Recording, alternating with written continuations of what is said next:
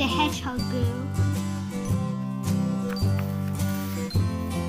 Miserable Mr. Peck. Her mum was in the kitchen when Amy rushed in. "How was school?" asked Mrs. Harris, expecting the usual answer, "Okay." "It was great," cried Amy. "A lady gave us a talk on wildlife and she showed us a hedgehog. I'm going to become a hedgehog expert." "A what?" said Mrs. Harris. "A hedgehog expert. Someone who knows all about hedgehogs." "That's good," said Mrs. Harris. "You need to go to a library and see if you can find some books." "Oh dear," Amy groaned. "I'll have to see Mr. Peck." Mr. Peck was a children's librarian. He was mean and miserable sort of person. He also lived next door to Amy. The library was almost empty when Amy arrived. She looked along the shelves, trying to find a book on hedgehogs. "What are you doing?" snapped a voice behind her. Amy nearly jumped out of her socks. It was Mr. Peck. I was looking for a book about animals." "Animals? Indeed," sniffed Mr. Peck. "What sort of animals? Tame animals? Wild animals? Animals from Africa? India? Britain?" "Hedgehogs," said Amy. "Hedgehogs?" roared Mr. Peck. "The very worst animals there are. They dig up vegetables and bite lumps out of them." He pulled a book from the shelves. "If you must study the horrid things, this is the best I can do." "Thank you," said Amy politely. "Make sure you bring it back on time. And don't you dare bring hedgehogs into your garden. Your garden is next to mine, don't forget. If I see a hedgehog near my carrots, do you know what I'm going to do?" "No," said Amy. "I'm going to squirt it with my spray gun." At home, Amy read the book on hedgehogs. She found out that they ate slugs and snails. The book didn't say anything about vegetables. The next day, she took the book back to the library. "What's this?" said Mr. Peck. "This book is not due back for another 20 days. "But I've read it," said Amy. "Have you got any more books about hedgehogs?" "Over there," snapped Mr. Peck, pointing with his nose. Amy walked slowly along the shelves. Where were the books about animals? She was just about to risk asking Mr. Peck when she saw something. It was an old cassette tape called Calls of the Wild. It looked as if no one had ever played it. Amy took it down from the shelf. It was part of a set of animal noises. This was tape number 12, and it was called Hedgehogs. Amy asked Mr. Peck if she could borrow the cassette. "Of course you can," he said rudely, "though anybody who wants to listen to horrid animal noises must be mad." He stamped the cassette box. "And don't forget to rewind the tape." Hedgehog talk. Amy sat in her room, listening to the sounds of hedgehogs on her personal stereo, over and over again. Amy repeated the sounds herself. "I'm talking hedgehog," thought Amy.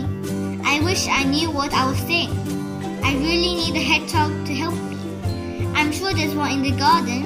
If I make hedgehog noises, perhaps it will hear me." Amy ran down into the garden and made hedgehog noises as loudly as she could. She stopped and listened, but no hedgehogs answered. Amy tried again, but only a cat came into the garden. "I'm going to keep trying," said Amy. I'm sure I can do it." At last, she got cold and went indoors. The very next night, Amy tried again. She tried every night for a week. "What are you doing out there?" asked Mrs. Harris. "Wait and see," said Amy. Just then, the doorbell rang. It was Mr. Peck. He stood at the door in his dressing gown. Amy noticed that his hair was wet. "Mrs. Harris," said Mr. Peck, "every night when I have my bath, I can hear a noise. It seems to be coming from your garden."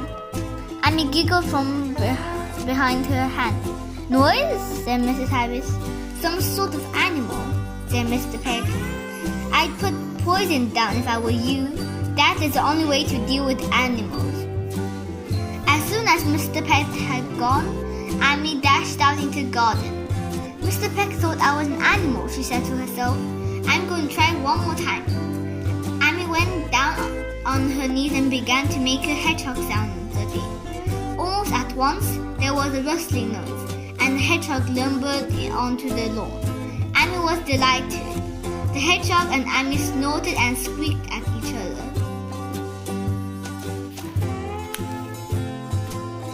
Suddenly, a torch beam shone in their eyes. What's going on? Said a voice. It was Mr. Peg, still in his dressing gown. The hedgehog rolled into a ball. I'm chatting to a hedgehog, said Amy. You cheeky young thing, talking to hedgehogs indeed. Excuse me, began Amy.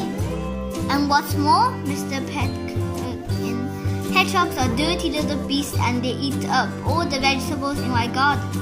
Rubbish, said Amy crossly.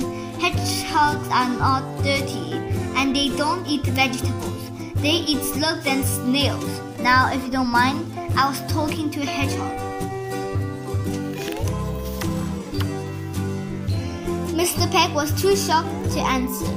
His mouth dropped open as Amy snorted gently to the hedgehog. Slowly, it unrolled. A sly look crept across Mr. Peg's face.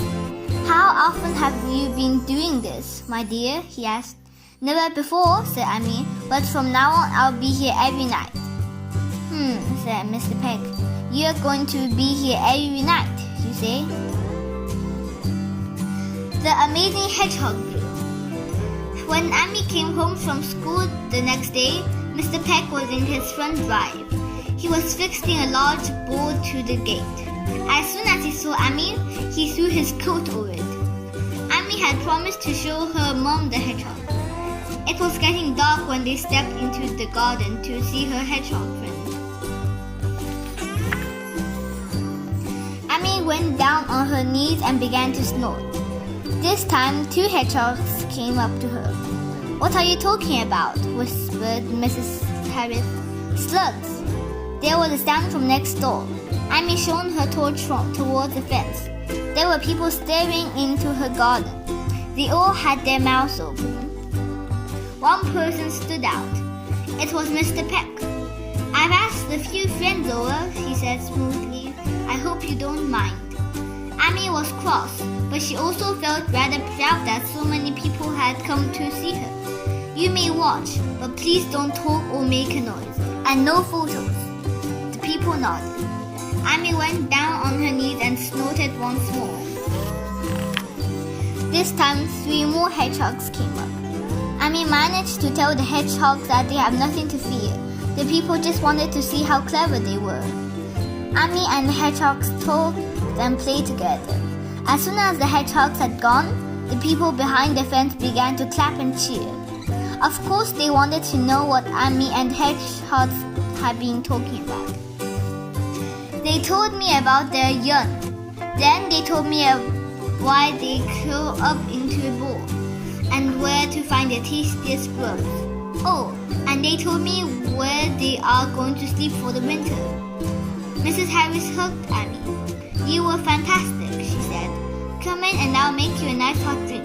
Yes, in you go, said Mr. Peg cheerily. I'm sure you must be very tired. There was something strange about Mr. Peg. He had never said anything kind to Amy before. Then she heard an odd noise. It was the sound of coins being dropped into a box. It was worth £1 of anybody's money, she heard someone say. Shh, said Mr. Peg. Then Amy remembered the board that Mr. Peg had been fixing to his front gate. Why had Mr. Peg tried to hide it? Amy rushed round to the front of the house.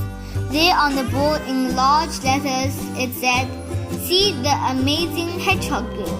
Admission only by $1. Tea and biscuits. What a nerve, said Amy. Then a smile crept across her face. I know how to fix you, Mr. Peg. She raced around to Mr. Peck's garden. Some of the people were still enjoying a cup of tea and biscuits. Before Mr. Peck could stop her, she said, "Ladies and gentlemen, there is something I must tell you. All the money you have given tonight is going to Hedgehog Hospital to look after sick hedgehogs." Everyone clapped and nodded their heads. Everyone except Mr. Peck. His face went bright red and he made a strange spluttering noise. "Not only that," went on Amy, "but Mr. Peck had agreed that for every pound that you give tonight, he will give another pound of his own money." Everyone clapped again and cheered. Mr. Peck went a very pale color. Somehow he managed a smile. Before he could say anything, Amy said, "And I am happy to say that the hospital has asked me to take the money for them." She held out her hand. Gloomily, Mr. Peck passed the box over to Amy. Then an even gloomier look spread across his face as he dug into a pocket and pulled out 2 10-pound notes. "A big hand for Mr. Peck," said Amy. This is not the end of the story. Amy felt rather sorry for Mr. Peck.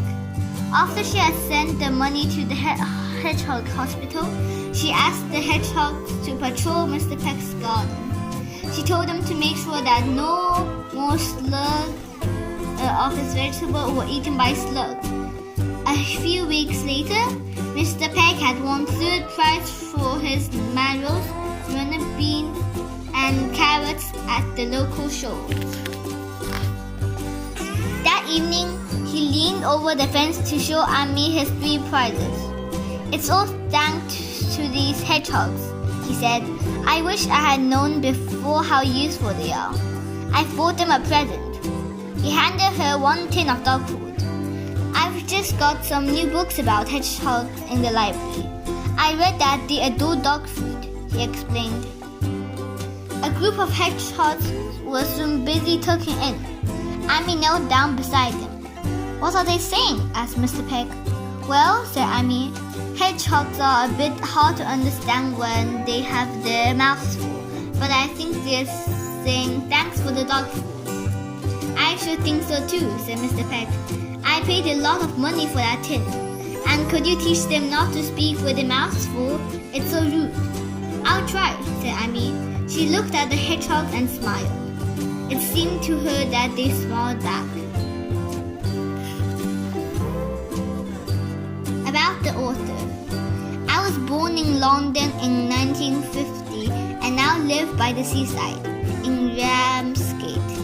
In the evening, I like to write stories and poems. I do this very quietly. Then I go downstairs and play jazz records very loudly. My family think that I do 2 very daft things. One is going up the garden every night looking for frogs, newts, and hedgehogs. The other is supporting Gillingham Football Club.